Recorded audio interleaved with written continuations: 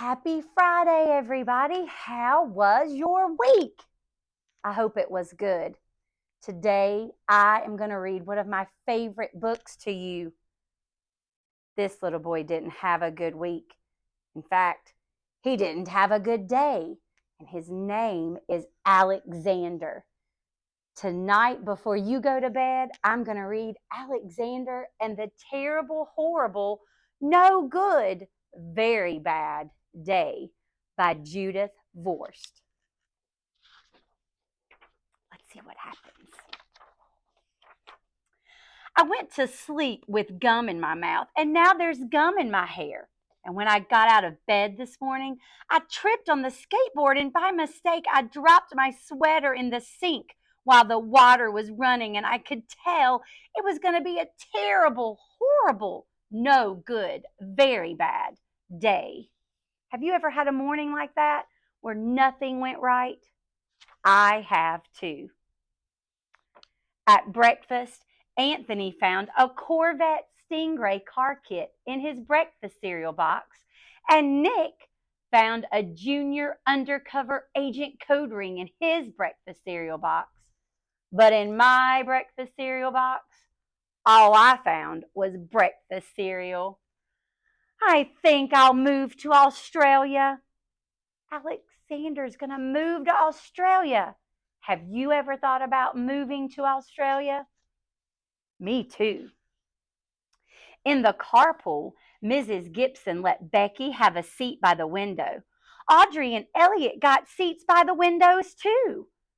I said I was being scrunched. I said I was being smushed. I said if I don't get a seat by the window, I'm going to be car sick.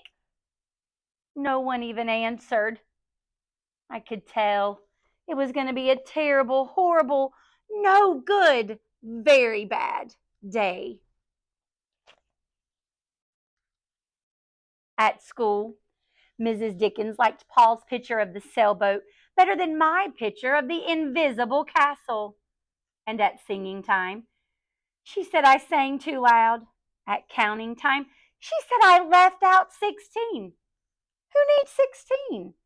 I could tell it was going to be a terrible, horrible, no good, very bad day. Have you ever left out 16? I'm sure I have. Poor Alexander. I could tell because Paul said I wasn't his best friend anymore. He said that Philip Parker was his new best friend and that Albert Moyo was his next best friend and that I was his third best friend.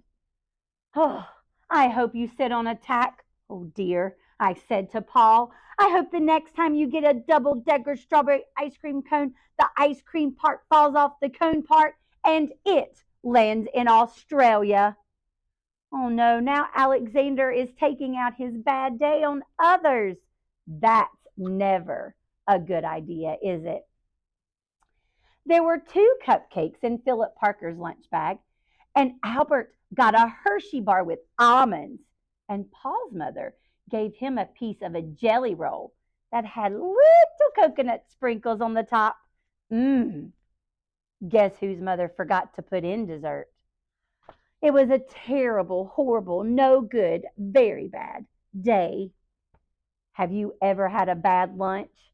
Have you ever thought, ooh, I'm going to get a pinwheel or I'm going to get a little Debbie Swiss cake roll? And you open your lunchbox and you got carrots. That's disappointing, isn't it? Sometimes we need carrots, though.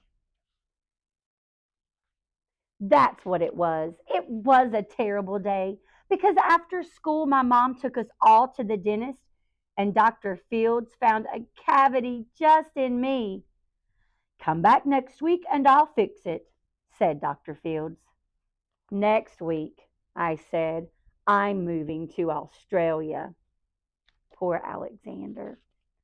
On the way downstairs, the elevator door closed on my foot, and while we were waiting for my mom to go get the car, Anthony made me fall where it was muddy. And then when I started crying because of the mud, Nick said I was a crybaby. And then while I was punching Nick for saying crybaby, my mom came back with the car and she scolded me for being muddy and fighting. I'm having a terrible, horrible, no good, very bad day. I told everybody, but no one answered. Poor Alexander. So then, when we went to the shoe store to buy some sneakers, Anthony chose white ones with blue stripes, and Nick, he chose red ones with white stripes. Now I chose blue ones with red stripes. But the shoe man said, "We're all sold out." They made me buy plain old white ones, but they can't make me wear them. Oh dear, Alexander could get in trouble, couldn't he? I hope he doesn't act like that. When we picked up my dad at his office, he said I couldn't play with his copying machine, but I forgot. He also said to watch out for books on his desk, and I was very careful. I was as careful as could be, except for my elbow. He also said don't fool around with his phone, but I think I might have called Australia. My dad said, please don't